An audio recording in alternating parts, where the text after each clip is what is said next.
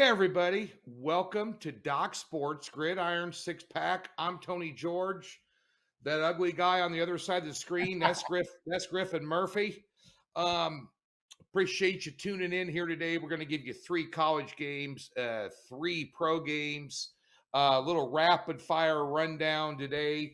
You got a lot of choices out there on the internet, with the more and more of the onset of legal sports betting. You're seeing guys coming out of the woodwork. You're seeing all these video podcasts and YouTube flooded with guys I've never heard of. Most of them are, 22 years old and they're world champion handicappers. But here's the bottom line: 2 shows, 12 picks, 9-3-1 against the spread. Tell me where you're finding that. Okay. Now, we're not telling you to unload grandma's farm. We're not telling you to sell the T-bonds. You got to save money up for gas. It's almost $6 a gallon out here in Vegas. So, be prudent. These are free plays. The good ones are over at the website, and we'll give you a free $60. Link in the description below. You can see the web address on the top page there. Go get yourself hooked up this weekend for some premium plays. But we're going to give you a rundown here, and we're going to start out in college, Griff, and, of course, the 5th most viewed game in the history of ESPN football was last Saturday night with the Colorado Buffaloes. No, they weren't playing Florida State. They weren't playing Ohio State. This Colorado State, and they had to come from behind in the 4th quarter. A heck of a game to watch. Now they travel to Pac-12 action. Pac-12, we got 8 teams in the top 25. A conference that is going to disappear from the planet, vaporized at the end of the season. There's no more Pac-12. Some of the best quarterbacks in the country, 8 of the best teams in the country in this conference, and now the rubber meets the road. They're going on the road. Eugene, Oregon, taking on the Ducks. Right now, the line is around 21 and a half, total around the 70 and a half mark. Is this where reality sets in? Are they good? Are they not good? Where are we at right now with Neon Dion, the Buffs taking on the Ducks here on Saturday? Absolutely, Tony. But before I jump into this game, you guys already know what I'm going to say. If you guys want more free sports picks and content like this, head on over to our YouTube channel. Make sure to give this video a thumbs up, smash that subscribe button, and turn on those notifications. That way, every single time we drop another free sports pick, you will be notified. And guys, do not forget, if you want a free $60 parked inside of your account, all you have to do is go ahead, that link above, go ahead, click that link. Go ahead. We're not asking for any money down, no credit cards, no garbage. All you're doing is putting your first name, your last name, your email, and boom, submit automatically. $60 sent right to your email address, and you are ready to play. But rolling into this game, Tony, as you mentioned, this Pac-12 conference, we have 8 teams right now that are currently ranked. We have Utah, USC, Washington State, Oregon. I mean, the list goes on. And now we have Oregon and Colorado 3-0 head-to-head going at it. And as of 2 par, this Colorado team opening up the season, yes, they did beat TCU, and TCU was the runner-up in the national championship in the 2022 season. That's kind of been exploited, to say the least. They're not the team that we expected them to be in that 2022 season. They're still a very good team, Big 12, very powerhouse team. And then this team, Colorado, went out and beat Nebraska, another Big 10 team, kind of setting the table there a little bit, showing, hey, we're for real. And then again, retaliation with this Colorado State team. Deion Sanders, a little backup information for you guys. This guy is a 2-time Super Bowl championship winner in the NFL, carried by a former MLB World Series runner-up. This guy did not only play in the NFL and got to himself 2 rings, but he was also a phenomenal baseball player. To say the least, this guy is a winner. Rolling into this game, Deion Sanders and his Colorado team know they are outmatched across the line. Offensive line, defensive line, across all spectrums they are. But with Oregon, you know what you're going to get. You have Bo Nix at the helm. They have a very, very strong running game. They have a very, very strong offensive line. Bucky Irving in the backfield, very, very strong running back. We know what to expect. But in week 2 with Oregon, they played Texas Tech. That secondary was exposed. Texas Tech produced 30 points in that game. And this Colorado team, they're an offense that thrives around the passing game. Sanders at the helm, his quarterback, or his son is the quarterback. Travis Hunter out in this game. That is their playmaker, which is going to be crucial in this game. So they are going to need Xavier Weaver to absolutely break out in this game.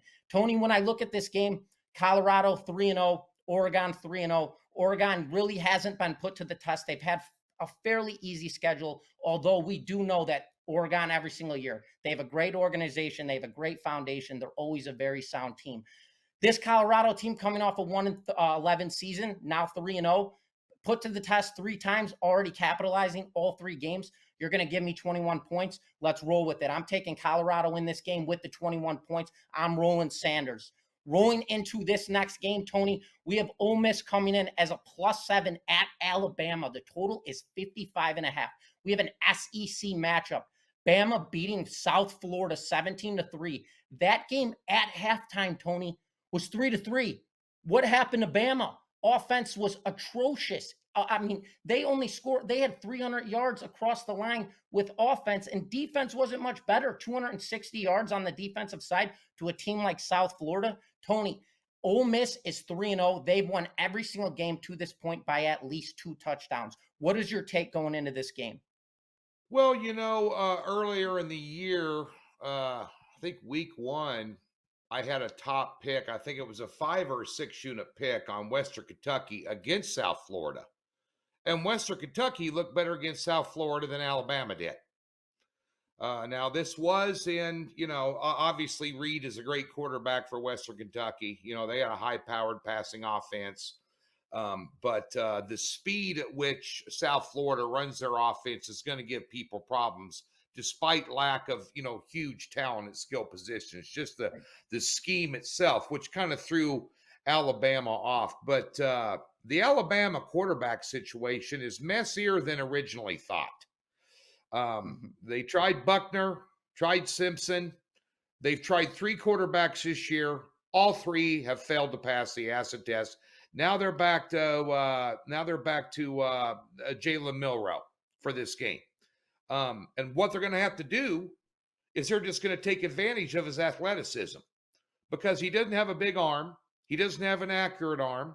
He's not making good decisions. Now on their side of the coin, Lane Kiffin, little bit of bulletin board material this week in his press conference. He seems to do that every time he goes back and plays his mentor for whatever reason, probably because Lane Kiffin's a complete bonehead. But that being said, he's got the best quarterback in this game. He's got a good defense. He's got some playmakers back that weren't out. Everybody's worried about Ole Miss last week. They had a bunch of players out. They took care of business last week. I mean, and people were wondering they weren't even going to win the game. And now they're back here. Alabama, 35-point favorite, and barely wins the game. I know they had a little weather delay in there, this, that, and the other. But I think Alabama laying 7 is a big ask. And just for the younger guys out there that are reading all the press and listening to all the shows and ESPN, this, that, and the other, Nick Saban is not playing in the game. He's the coach, okay? They don't have a quarterback that can play. You take a look at when Alabama was dominating football. Tua, Hurts, Jones, go down the list. Look at the teams that are winning Super Bowls in the NFL. Mahomes, Brady. Teams that win consistently and win big games have big-time quarterbacks. And right now, Ole Miss has got the better one. I'm going to take the points in Ole Miss in this game. I wouldn't be a bit surprised to see that maybe fly under 55.5 as well. But the official play here, because Alabama's got to play to their strength, which is running their quarterback and running the ball, because they don't have a vertical game, and they're going to stress defense and try and shut down Ole Miss, which leads me to believe it might slightly be under that 55.5 total.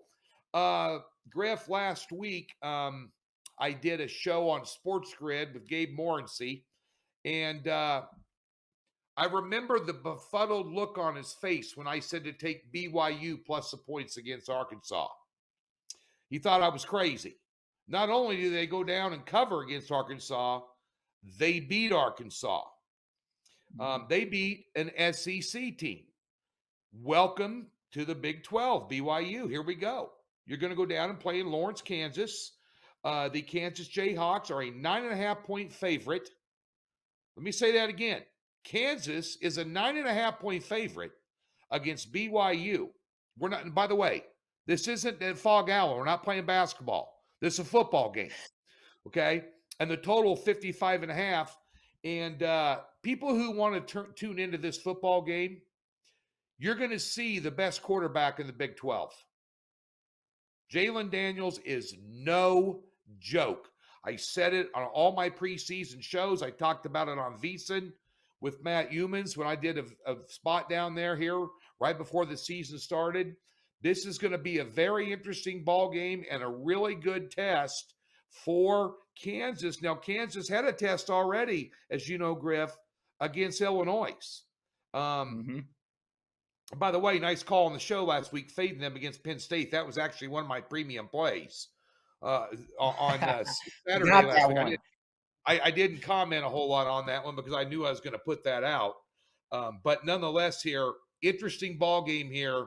The Cougs traveling, almost a 10-point underdog. Your thoughts?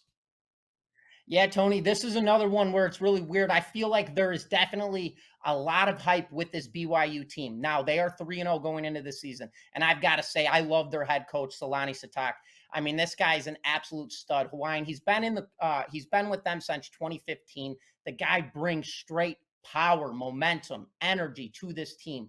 And right now, when I look at this game, BYU, there's a lot of hype. As I mentioned, they're 3-0. They've played Sam Houston State. Brutal. They only put up 14 points against them offensively. Southern Utah, who's a nobody, and then Arkansas. But I got to say, Tony, in that game against Arkansas, and this is where the hype gets real, BYU was not only beat offensively in yards per game, but they were beat defensively in yards per game. They stole that game from Arkansas. Listen, a win's a win. We all know that. A win is a win. But Arkansas beat themselves in that game. And when I look at this right now, BYU kind of came off of that one. They really have not been put to the test by any means. And as you mentioned, we roll over to not only has Kansas been tested, they have the best with Jalen Daniels quarterback in all of college football, I would say. This guy is easily top 5 quarterback in the nation. Yep. NFL, no doubt, I will get picked up. Absolute stud. And then as you mentioned, they've already been tested by Illinois. That's a Big Ten team. No, Illinois is not that team that we are used to seeing as of last year. We did not predict Illinois to be what they are right now. I will say that. But they're still a Big Ten team. Kansas did put a hurt on them, to say the least. Going into that second half of that game, I want to say Kansas was up in that game by at least 2 touchdowns, and their defense kind of settled down a little bit. And the big thing in this game is we know this offense is going to ride around Jalen Daniels. This guy's an absolute stud. Their offense is currently averaging over 500 yards per game on that offensive side. Their weakness is always on defense. But if you can recall from last season, they were 5-0, 6-0 before Daniels went down. Daniels went down with that shoulder injury. As soon as he went down, the entire team flopped. Everything went bad, offense and defense. With Daniels in the game, this guy not only controls the offensive tempo, but the defensive tempo. So breaking this game down, that 9.5 points, I think that it's underrated, to say the least, Tony. I think there is so much hype with this BYU team coming in 3-0, taking down Arkansas as an underdog.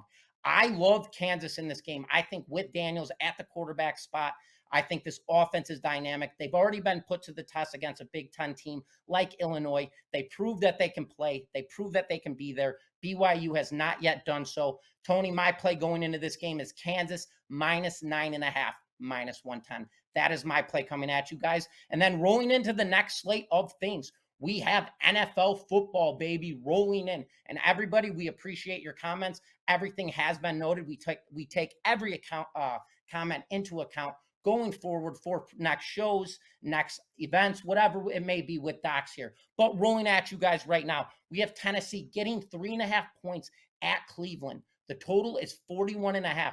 The Titans are coming off a 27-24 overtime victory over the Chargers. The Titans are currently in the 2022 season, Tony, 9-7-1 against the spread. And the season of 2023, they're currently 2-0 against the spread. Cleveland, little bit of issues here at the running back spot now that Chubb is gone. Now, I don't know if it's finalized, but I know they're talking about signing Kareem Hunt as a back, which I don't know if it's finalized yet. There's a lot of iffies going on around now in Cleveland with this offense. Tony, what's your take? I had a lot of guys, and I run around with a lot of sports bettors out here in Vegas, and have some libations and watch games together. And these guys are high-profile bettors, for lack of a better term. They're under the radar. They don't do media. Also, I run around a bunch of these fantasy guys. Now, I don't like fantasy. It takes away too. It's like doing a survivor contest. It takes too much away from. It's just sensory overload. Right. When I'm more worried about point spread winners. But I had a lot of these fantasy guys tell me before the season started, they're going to get rid of Hunt. There's a reason they got rid of Hunt.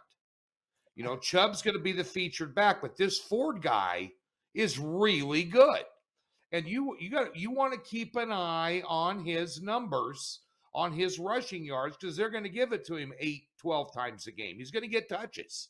And this guy can ball. And when Chubb went out, he balled. He did a nice job.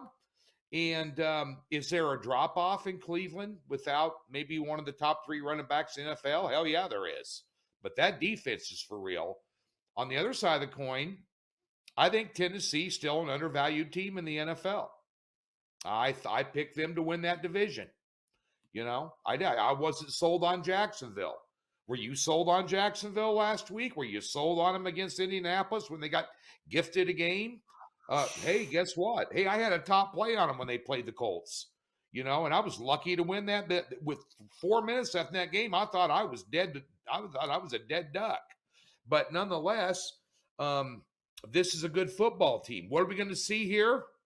Well, Watson's looked like a dog turd in a cantaloupe patch all year long at quarterback.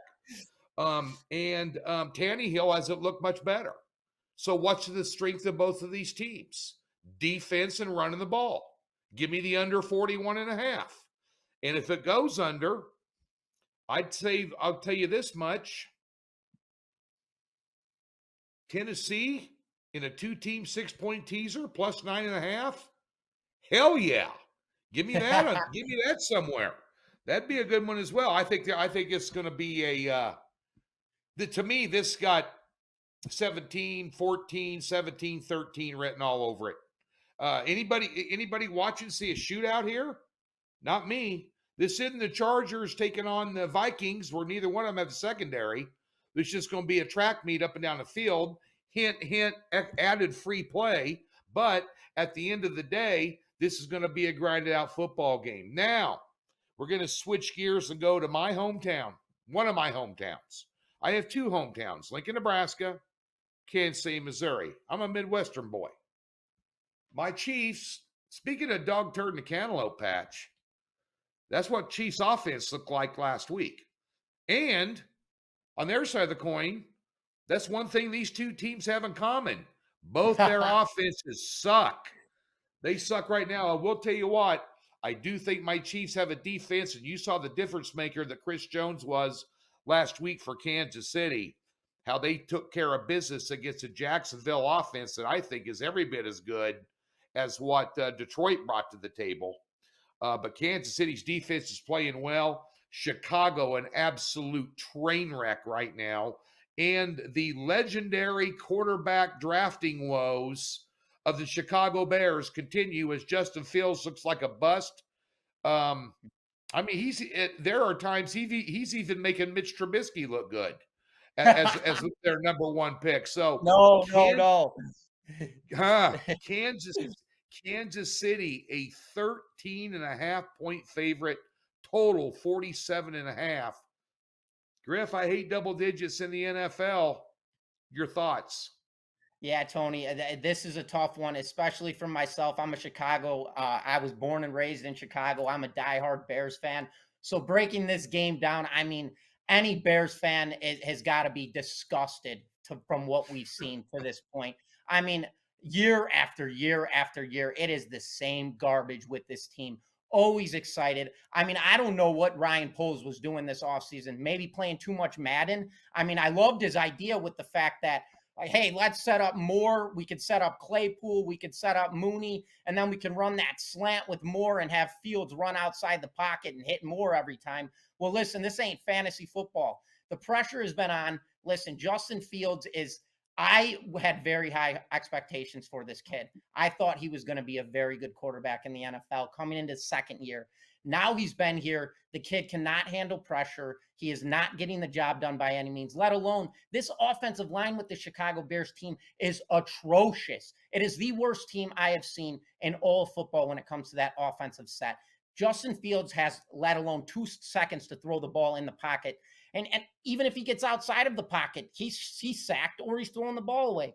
It has been absolutely brutal. Matt Eberflus, head coach, he's not doing a great job by any means. I hate the play call on all aspects of the games. This Bears defense does not look good by any means. We made a huge addition, adding Edwards. We picked up a bunch of guys with very high expectations rolling into this. Rolling into this game, you got to go against the Chiefs in Kansas City, and you've got Andy Reid. This is his 11th season as a head coach. 9 of 10 seasons have resulted in playoffs for this Kansas City Chiefs team. He has appeared in 3 Super Bowls. He has 2 rings, 5 consecutive AFC championship games for Andy Reid and this Chiefs team. That is backed up by the best quarterback in all of football with Patrick Mahomes. That is arguable, but I am taking him. Mahomes is the best quarterback in all of football. This offense with this Chiefs team is dynamic, to say the least. Pacheco in the backfield, and Kelsey should be out. Or should be playing in this game, and I would expect to see that Mahomes-Kelsey connection that we are all used to seeing. In this game, do I expect a blowout? Yes. But for some reason, this line has shifted, Tony. This line has been going from 14.5 to 11.5 to 12.5. I've seen it bounce all over the map. Right now, I have it standing at 12.5. You mentioned 13.5. For some reason, I think the Bears are going to cover this game, considering they've lost 12 games in a row. Bears have lost 12 in a row. That is something to keep in mind. They are not. I know, Tony. I know you're a Chiefs guy. I know. So when I look at this game, rolling into the second half, I think the Chiefs are going to have a very, very comfortable lead. And looking at the current over in this game, the Bears, when they're under pressure, they cannot handle anything.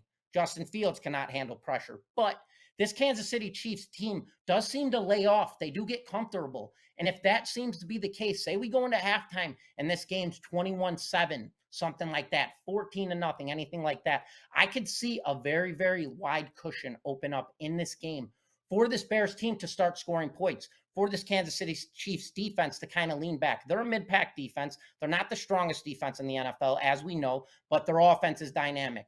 So going at this game, when I break this down, for some reason, because we know the entire herd is going to be hammering the Chiefs in this game with the points. They're going to be hammering them.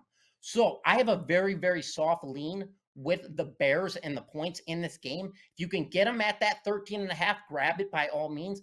But I love the over in this game, Tony. I think the Chiefs are going to be too comfortable in this game. The current over is 47.5, and I'm banging that one out all day. I think Justin Fields will settle in the second half. I think the Bears will put some points up, and I do think the Chiefs are going to roll. I think they will get a comfortable lead, which will exploit and give some opportunity for points to be put in the end zone.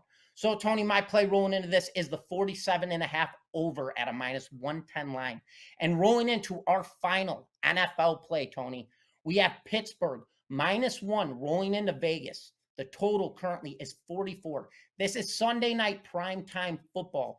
Raiders are currently 1-1 on the year after getting rolled by the Bills, which is expected. When the Bills win, they typically roll teams that they play. Raiders, though, something in the past 5 years, 19-21 at home. Garoppolo is the new quarterback. Carr is no longer at the helm. And I think he takes a very offensive shift for this team in a positive aspect. Steelers, on the other hand, they're 7-13 against the spread all time versus the Raiders. Tony, what's your take rolling into this game? Tell you what, this line, and by the way, folks, we're taping this on Wednesday, so none of these lines are going to be where they're at if you start watching this Friday or Saturday morning.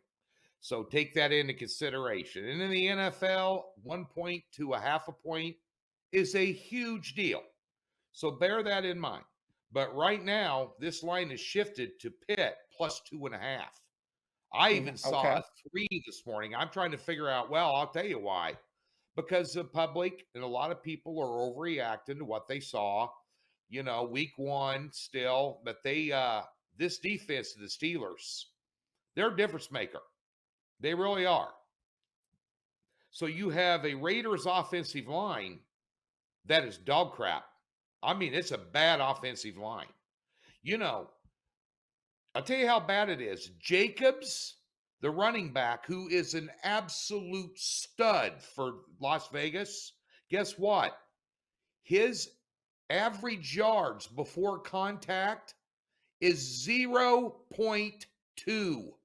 Folks, he's not even getting to the line before he's getting hit.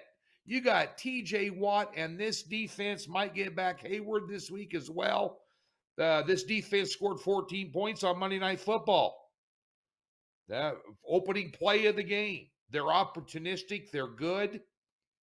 I'm not on the Raiders bandwagon. Garoppolo turned it over last week a bunch against Buffalo. They beat a very bad Broncos team. And just a quick note on them. Just like Nick Saban, for all you Denver lovers, Sean Payton is not playing in the game. Okay, I'm sick of hearing about all these coaches going to turn it around. Hey, Nebraska fans, my alma mater, Matt Rule is not playing in the game. We're on a second string quarterback, so I'm not sold on Garoppolo. I think it was a lateral move at best for them. I think they used Carr as a scapegoat last year. I'm not sold on McDaniel's game plan here, and I'm going to go with the upset. I'm going to take the underdog with Pittsburgh here, plus the 2.5. I'd even use them. Well, how about them in Tennessee in a teaser? We talked about Tennessee earlier, Griff. I like them in this spot. So I'm going to lean with Pittsburgh on this one. A little bit of an upset. As a matter of fact, I might even make them a Circa Millions contest pick. I got lucky with them on Monday night plus 2.5 in the Circa Millions as a pick last week. On Monday night, they're getting the same number. I might just use them again. You might even see a 3 if you wait this one out. Because there's a lot of momentum going with the Raiders. I'm trying to figure out why. Well, yeah, Pittsburgh's offense has looked terrible. They got talent everywhere. Pickens one of the best receivers in the NFL. Mm-hmm. You got a great running back banging it. They just haven't, for whatever reason, got it together. They got a good tight end. I think they get it going against the Raiders. I really do this week. I think you'll be surprised out there. That's my thoughts. I just could be wrong. And by the way, I just want to get back to Griff real quick on the previous game. We got a steak and a beer on the point spread, buddy. Okay, it's 12. Deal. It's 12.5 right now. I just looked as you were talking. So you go ahead and take those ugly Bears. And don't forget that Matt Nagy knows about half their team. He's our offensive coordinator. He was your failed head coach. But nonetheless, I had enough of that.